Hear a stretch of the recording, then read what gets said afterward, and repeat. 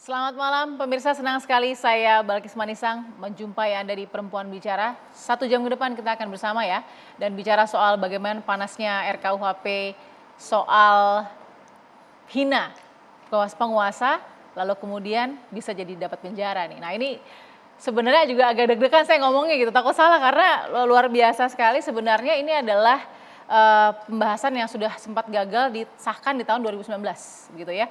Tapi kemudian masuk lagi rancangan kitab undang-undang hukum pidana ini terus bergulir antara pemerintah dan DPR. Sejumlah pasal dianggap menimbulkan polemik, diantaranya soal hinaan ke pemerintah dengan ancaman penjara. Lalu sejauh mana pembahasan ini sudah bergulir?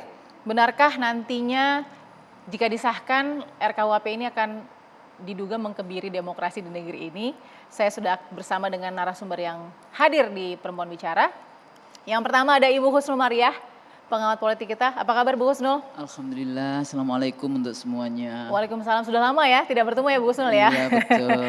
Oke, lalu kemudian ada Mbak Asfinawati, pegiat HAM kita. Apa kabar Mbak Asfi? Kabar baik. Kabar baik, juga. oke. Saya juga lihat Mbak Asfi sudah mulai bersuara soal RKUHP hina kekuasaan bisa masuk bui ini ya. Lalu kemudian ada Ibu Irma Caniago, politisi kita yang selesai dari rakernasnya. Apa kabar Ibu Irma? Alhamdulillah baik. Rakernas belum selesai, nanti Belum malam selesai. ini penutupan. Tapi masih ada tenaga ya? Masih. Oke baik, dan saya juga harus menyapa yang terpenting juga ada Ibu Harkristuti Harkrisnowo, Prof Tuti sebagai tim perumus RKUHP dan juga mantan Dirjen Hak Asasi Manusia Kemhumham. Apa kabar Prof Tuti? Selamat malam. Baik Mbak, selamat malam. Baik, terima kasih sudah bergabung langsung dari Depok ya Bu ya, terima kasih. Depok. Kita lihat dulu ya sebenarnya seramai apa, karena kebanyakan yang sudah kita dengar ini draftnya belum jelas atau tidak nih. Mbak Asfi sudah dapat atau belum nih draft yang dipertanyakan itu ya. Kita lihat dulu seperti apa.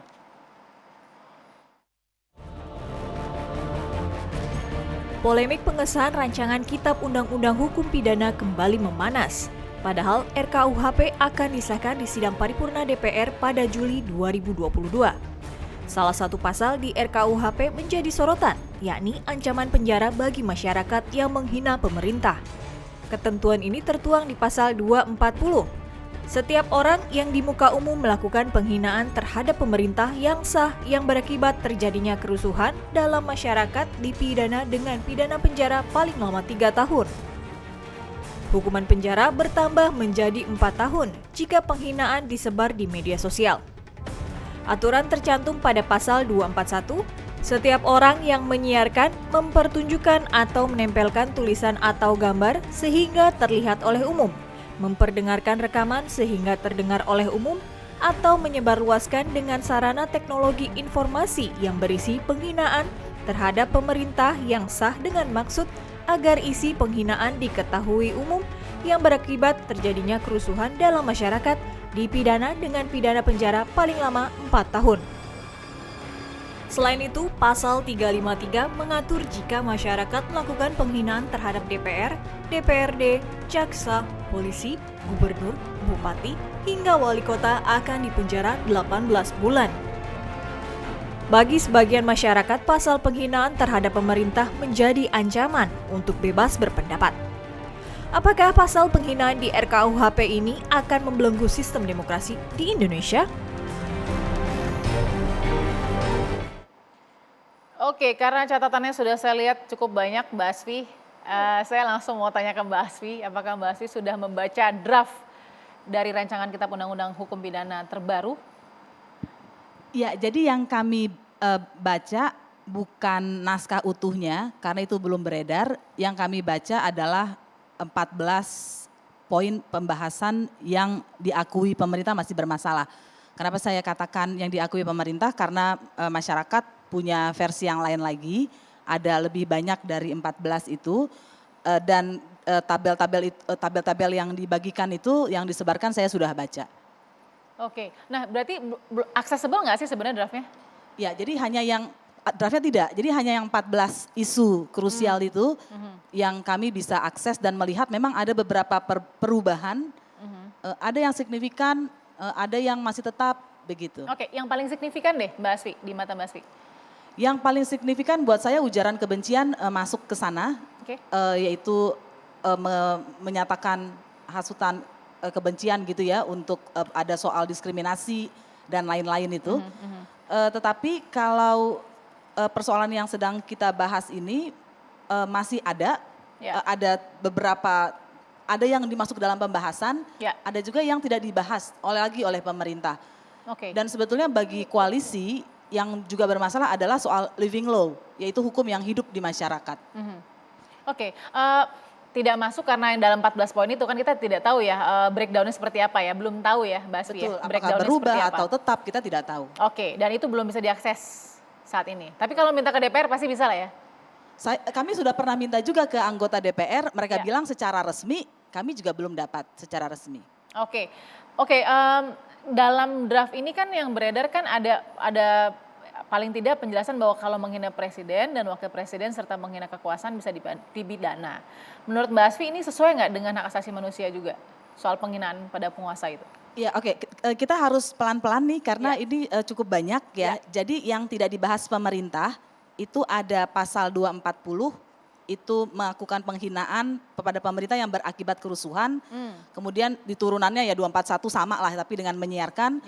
Juga ada 353 menghina kekuasaan umum yang mengakibatkan kerusuhan, itu delik aduan, tapi pasal turunannya yang menggunakan undang-undang yang menggunakan teknologi tidak delik aduan. Kemudian yang dibahas oleh pemerintah yang masuk dalam isu yang masih didiskusikan adalah pasal mengenai penyerangan harkat martabat presiden dan wakil presiden. Nah, secara umum kami di koalisi berpendapat karena sudah ada beberapa putusan Mahkamah Konstitusi dan juga ini adalah sesuai dengan perkembangan zaman, maka itu tidak diperlukan lagi. Jadi saya sebetulnya mengacu pada naskah akademik dari RKUHP yang mengatakan bahwa tujuan hukum pidana dan pemidanaan adalah perlindungan masyarakat dan yang kedua kesejahteraan masyarakat, dan pembaruan hukum pidana ini misinya ada konsolidasi, dekolonialisasi, harmonisasi, demokrasi, dan aktualisasi. Nah, tentu saja karena kita sudah menjadi negara pihak Kovenan Hak Sipil dan Politik di tahun 2006 gitu ya, itu udah tidak sesuai lagi. 2005 saya minta maaf, itu sudah tidak sesuai lagi karena ini kan ini produk 100 tahun yang lalu. Dan ada banyak hal yang kalau kita lihat penerjemahan aslinya sebetulnya itu ratu gitu. Jadi ini konteksnya adalah memang kolonial. Jadi kalau kita kembali kepada misi dekolonialisasi, maka penting ada beberapa hal yang perlu bersama-sama kita lihat lagi. Jadi sebenarnya ini demokrasi ya di sini yang kita rasakan. Nah, bisa ada multitafsir nggak di situ? Misalnya begini ya, penyerangan harkat martabat presiden. Mungkin kalau saya tanya kepada Bu Irma, apa itu harkat martabat presiden akan berbeda dengan ketika saya tanya kepada Bu Husnul. Kalau ini mungkin bisa ditanggapi, silakan Bu Husnul dulu atau Bu Irma dulu, silakan Bu Irma dulu. Ada nggak kekhawatiran multitafsir deh? Iya, kalau saya berpendapat begini, kalau misalnya presiden dikritisi, bagi saya itu wajib. Wajib. Karena itu bagian dari kontrol sistem yang efektif ya terhadap pemerintah. Tapi kalau sudah masuk menghina fisik misalnya, menghina keluarganya misalnya dengan penghinaan ya, saya kira itu memang perlu ada hukum juga karena kan yang namanya keadilan di situ tempatnya. Ya orang demokrasi nggak boleh sembarangan ngomong juga misalnya. Bu Husnul, saya mengkritisi Bu Husnul. Kan itu hal yang normal. Misalnya Bu Husnul sebagai dosen saya kritisi. Wah ibu misalnya begini gitu kan. Tapi kalau saya sudah mengatakan soal fisik Bu Husnul, saya kira itu nggak boleh. Berarti garisnya fisik? Garisnya tuh fisik, kemudian martabat ya, martabat seseorang, ya kehormatan itu penting. Jadi yang namanya demokrasi itu kan nggak boleh menafikan kehormatan dan keadilan. Juga nggak boleh menafikan etika. Maka saya berpendapat itu memang patut diatur karena bukan hanya sekedar presiden tapi seluruh rakyat Indonesia juga berhak. Gitu. Jadi kritikan wajib tapi penghinaan tidak boleh, harus diatur di sini, begitu ya? Ya harus diatur. Nah terkait dengan penghinaan terhadap yang penghinaan ya, Ya. yang penghinaan, yang pasal penghinaan itu sebenarnya saya lebih cenderung kepada kalau seseorang itu menghasut, ya diganti pasalnya menjadi menghasut, mengajak melakukan permusuhan, mengajak melakukan permusuhan yang kemudian menimbulkan huru-hara. Oke. Itu sih boleh, tapi kalau sekedar penghinaan yang tidak dalam konteks yang saya sampaikan tadi, saya rasa itu ini menjadi pasal karet nantinya gitu. Oke. Dan Nasdem ingin ini ada pembahasan lebih lanjut. Walaupun di DPR sudah menyampaikan bahwa pembahasan tingkat 1 saja sudah cukup. Tapi bagi kami di Nasdem ini masih ada perlu pembahasan lagi. Oke. Seperti itu posisinya. Oke, setelah ini saya harus mendengarkan dari Prof. Husnul juga, Bu Husnul ya, soal pandangannya bagaimana tentang pasal dari RKUHP ini, hina kekuasaan bisa masuk. Bu, sesaat lagi di Perempuan Bicara.